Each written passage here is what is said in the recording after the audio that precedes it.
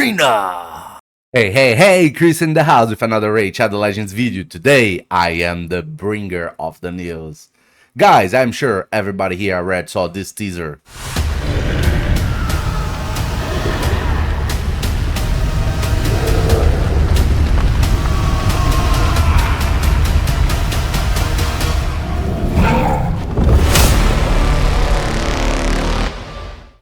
So you know what's coming, a new event, probably a collab or something around it, or just a new event like we had with Alice's Adventure, and we know the name of it, Chow's Awake.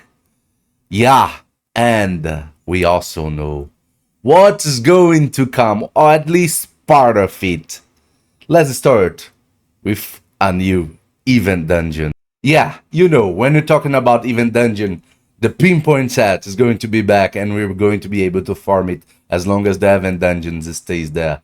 This magnificent set is an amazing set, and when event dungeons are opened, I would suggest you to focus your farm resources into farm this set.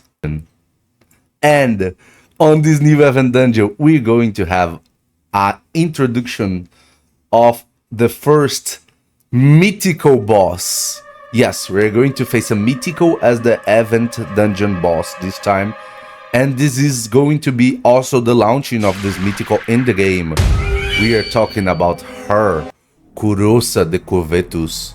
As you can see, this lady here is the new boss that we're going to face. This is her second form. Let's talk a little bit about her kit and what she's going to bring against us or to us if we are able to get her. I think it's an interesting thing that Platinum is doing with these new kind of champions that you don't know where they fit, because you're gonna see in the description she looks like a support, at the same time she looks like a nuker on each form. So let's see. This is Kurosa de Covetus' first form. Let's take a look at her kit. She is a mythical champion from the Demon's Paul faction, support on the first form, red affinity, force affinity. Let's see what her skills can do and analyze what we're going to face on the boss. A1, Surge of Chaos. Attack all enemies, so AoE on the A1, heal all allies. The value of the heal is proportional to this champion attack. So, as I said, we're having a support champion here, and this support champion has skills based on attack. So I think her base attack is going to be massive on both forms, second form and first form, because she's using this attack mechanic to take advantage even on the support mechanics. We're gonna see that again on the A2. Look, anything for Seraph, A2. Remove all debuffs from all allies, then places 50% increase attack buff and a shield buff on all allies for 2 turns. The value of the shield is proportional to this champion's attack. 3 turns cooldown when fully booked. So again, we have the attack based mechanic here for the support skill. So I think she's going to have a great attack for both forms, to be able to have these skills healing a lot and shielding a lot. A3, Running Rampant, 5 turns cooldown, can be booked to 4 turns. Places a taunt buff and a 25% fortify buff on this champion for 2 turns. Also places unkillable buff on all allies except this champion for 2 turns. Okay. We have the introduction of a new buff here. To be fair, Kurosa brings to the game 2 new buffs. This Fortify has 2 versions, the weaker version and the stronger version. The weaker version will reduces the enemy ignore defense effects by 15%, and the bigger version, the one she's putting on that skill, will reduces any enemy ignore defense mechanic by 25%. So basically, what you get from the Savage set or the Little set, if the champion has Fortify, is going to be nullified. Really strong buff to make your team survive a lot more. And there is another one that we're going to talk about when you go to her second form, another new buff that she brings. So let's continue. Day 4 transform the champion in the alternate form and grants an extra turn, normal transformation from the mythical champions. The passive, Collector of Pounds. Passive part of the passive, receive 15% less damage for each ally alive. Oh gosh. She's going to be a massive tanker because the Fortify buff will reduce the ignore defense your enemy is going to be able to use on you. At the same time, for each ally she has alive, she will be 15% more resistant to damage. So, in an even dungeon that you have, for example, 4 allies alive alongside her, she will reduce 60% of the damage she takes. Oh, that's massive. For the arena, she's going to reduce 45% of the damage she takes in the beginning of the fight. So, you make a champion based on attack, be really resistant with that. As I said, blaring on make champions that crosses the line of the mechanics. A support based on attack, you're gonna bring attack to her. At the same time, her passives and buffs will guarantee her survivability through a lot of ignore damage or reduced damage mechanics. That's really interesting. And there is a second part of the passive. Active part of the passive. Instantly transform this champion into their alternate form whenever the last living ally is killed. So, if she's the last one to survive, she's going to automatically transform to the second form, which you're going to take a look now. This is Kurosa de Coveto's second form. She has, like, devilish wings. She's now a proper demon, arised. Looks really interesting, the visual. I think they always have good visuals for the champions. We cannot deny that. Let's take a look at the kit to see what she's capable of on the second form. So here, on the second form, see, she gives up the tag of support and becomes an attack champion. Let's see what she brings to the table. Starting with this A1 that I think is going to be one of the naughtiest skills in the game. Let's take a look at the Destroyer of All. Attack one enemy 3 times. Until that, normal. If this attack kills an enemy, deals poor damage to all other enemies. If the other enemies are not bosses or minions, the amount of poor damage dealt is equal to 30% of the initial target's max HP. So, if she kills someone with AA1, she's going to do a splash with poor damage based on the amount of total life of the target. And it's going to be poor damage. Poor damage will ignore everything. Crazy. Crazy. This is if we're not facing bosses or minions. If the other enemies are bosses or minions, the poor damage dealt is equal to 10% of their max HP instead. This attack cannot be critical. Okay, so we have an enemy max HP skill on an A1. For sure, she needs to kill someone. She needs to kill someone with the A1 to proc this enemy max HP or the poor damage. But again, seems like a really strong A1. For example, you can go to the spider, kill a spiderling, and you're going to do AoE, enemy max HP on the A1 skill. Bro, this is crazy. This is crazy. I don't know the multiplier yet. We don't know. But this skill has a lot of potential. Even the poor damage on the PvP, it's a triple hit. I assume this champion has a ton of attack, since all the mechanics around her are related to the attack. So I think she's going to be able to do a lot of damage even on this A1. And if she kills someone with that, she's going to splash part of this champion killed HP into poor damage to the other enemies. Crazy. Crazy to face her as an event dungeon with a skill like that. And crazy to see her on the PvP with a skill like that, I think. At least on paper. A2. Icon of Ravok. Attack all enemies before attacking is steal all buffs from all enemies.